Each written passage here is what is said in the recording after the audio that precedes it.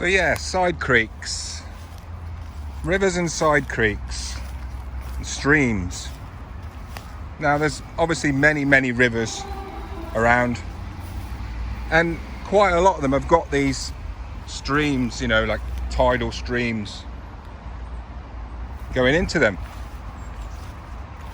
Now, Mr. Mullet loves going up these streams, right? Any stream, if it's off the main channel of an estuary, it could even be up to a weir and into fresh water, but they do go right up the system on bigger tides. So today we've got a 5.4 meter tide, and I'm just taking a walk up here with you. And yeah, it's boiling hot today. The fish aren't really on it like they were 2 weeks ago when we last came out. But you know, don't overlook these creeks, these little side streams, because I promise you, on the bigger tides, the mullet, they come right up here. Now they're coming up here for, you know, different reasons. So if it's a neap cycle, a lot of these sort of things like this, they can't get right up to the end of them because obviously the depth of tide isn't there. But on the big tides, every fortnight the tide cycles. It's not always a massive tide. You get like a reasonable spring tide, then an ebb, then a big spring, etc, etc.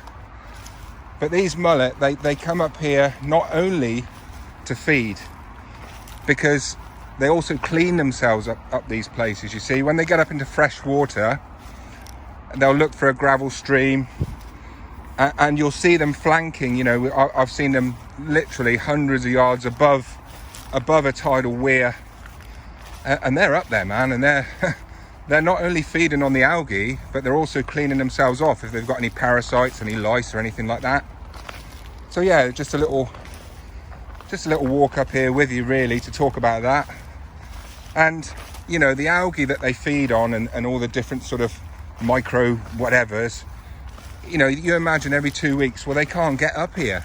They can only get up here every 2 weeks.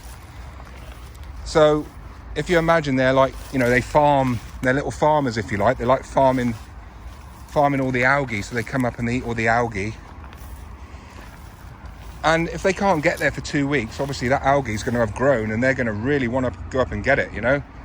So here we are at the top of this little creek here now, look. And there's Mr. Duck. And here we've got sort of, you can't really see the bottom here. I can see what's going on, but it's a bit murky up here today, to be honest. It's not very clean.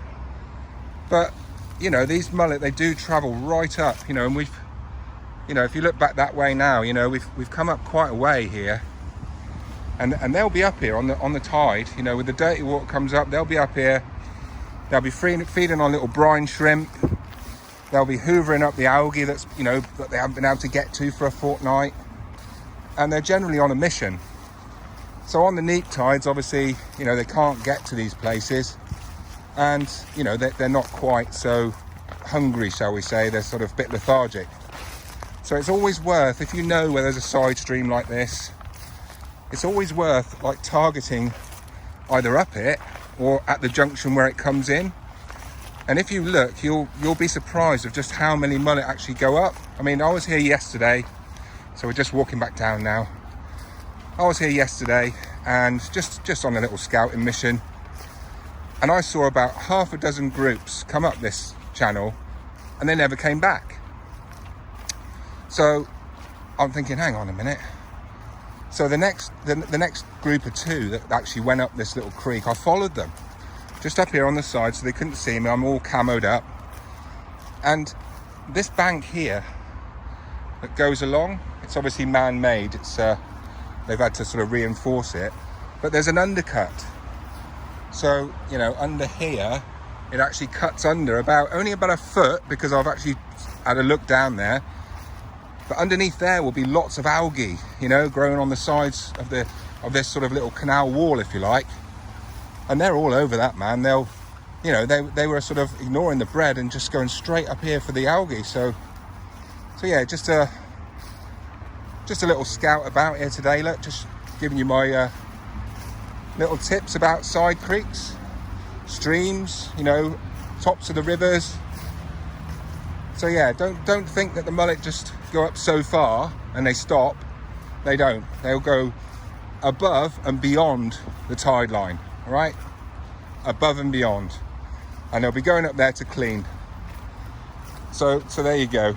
So it's a nice little bit of a nice little interesting walk there with you. Thank you. And I had a really good response to the last video, the bite series, you know, the mullet, the bites and all that. A really good response from some really good anglers, you know. Fishing Magazine shared it and gave me a really good, nice write-up. And I've actually converted, I've had messages from at least 10 people now that have said, I love your double hook method. You know, I've been using trebles all the time, and I'm definitely going to do this because it's better for the fish, you know. So, you know, that's really good for me. That's exactly what I wanted to do. I mean, I have got a tackle shop, and I can tell you how many hooks I sell, these treble hooks, and there's a lot more people using them than you actually think. So yeah, it's all good, and maybe we'll have a fish out here in a minute.